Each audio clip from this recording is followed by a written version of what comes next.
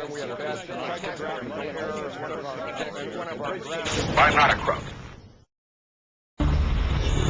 As we reported to you last night, Rush Limbaugh yesterday responded to criticism of his phony soldiers cover-up attempt, criticism by a real American soldier, by comparing that soldier to a suicide bomber, when, coincidentally or not, it was a car bomber who caused the injuries that led to this soldier's Purple Heart received for actions in service to this country. In our third story tonight, so far, Limbaugh is still too scared or too smart, perhaps, to accept this soldier's challenge to confront him on the air. So in a minute, we will give that soldier, Brian McGough, a chance to watch Limbaugh's latest remarks and respond for himself here instead.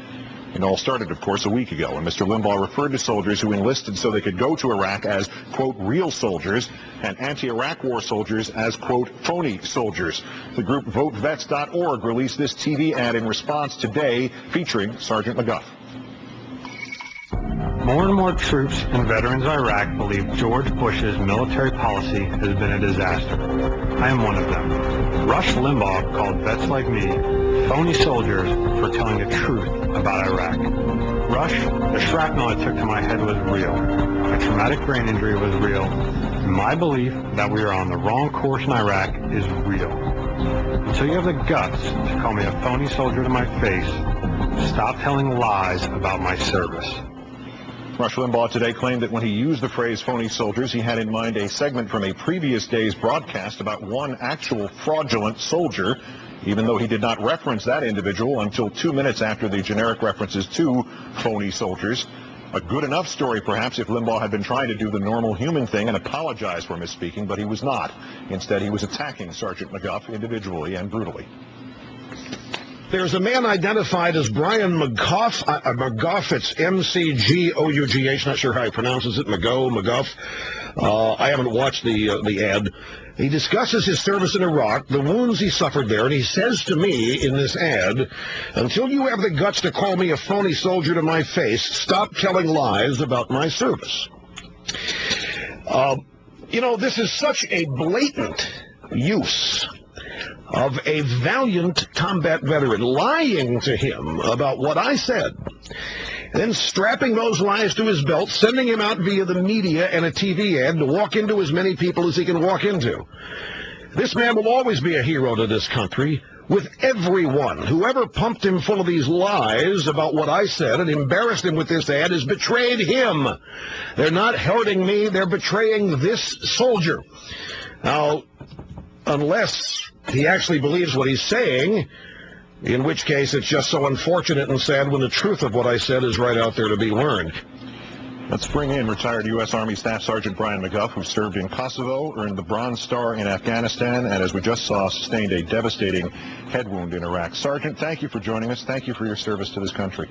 Thank you for having me. Before we get to the specific points Mr. Limbaugh made in that tape from his broadcast, what's your initial reaction to them? My initial reaction is disgust. How someone can sit in that chair and say that I am a car bomber, or excuse me, a suicide bomber, is disgusting. I've seen the after effects of a suicide bomb. I've had friends that were hurt in suicide bombs. It makes me mad down to a place where I can't even think to describe. It's just repugnant. To fact check his claims in there, and then he's admitted he hadn't seen what you said, which is a sort of a bad starting point from his point of view, one would imagine. But did anybody interpret his remarks for you or tell you what to think about them? You've heard them for yourself, have you not, unlike what Mr. Limbaugh did not hear from you? Yes, I have heard them for myself. I've read the transcripts, I've heard the audio.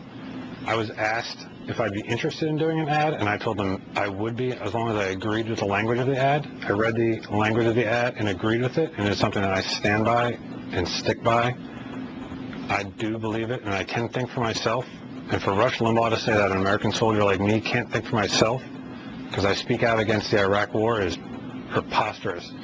A growing number, almost 70% of the U.S. population does not believe in the war. Military is just a mirror image of that, so a lot of veterans and troops don't believe in the war.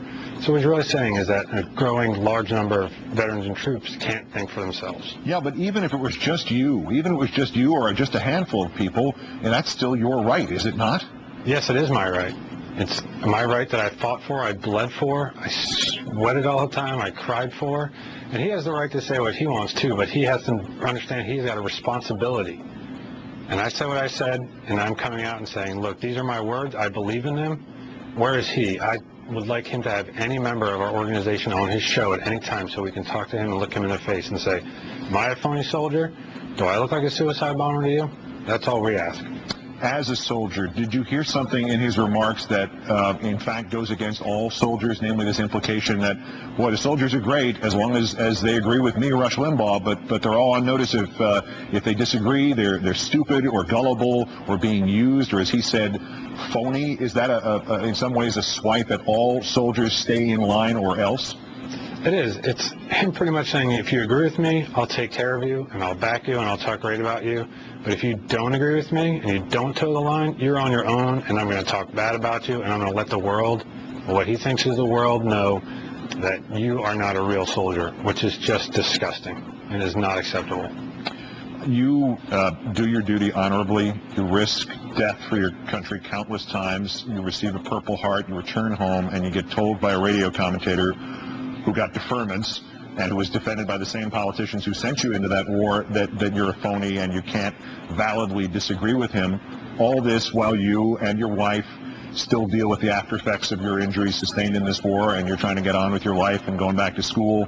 On a personal level, is there anything you'd like to say or add to this whole mess? I would really like to say, and to reiterate I've said before, ask me or any of the members of VoteVets.org to come on your program and talk to you and tell you how we feel. Don't just talk bad about us, and then when we say, hey, that's not right, try to talk bad about us again, and think before you open your mouth. Brian McGough, a veteran of the Iraq War, a recipient of the Purple Heart, great thanks for your time. And once again, since Mr. Limbaugh will not say this, thank you for your service on behalf of all of us in this country, sir. Thank you very much, and thank you for having me on. Our pleasure. And I'm not a crook.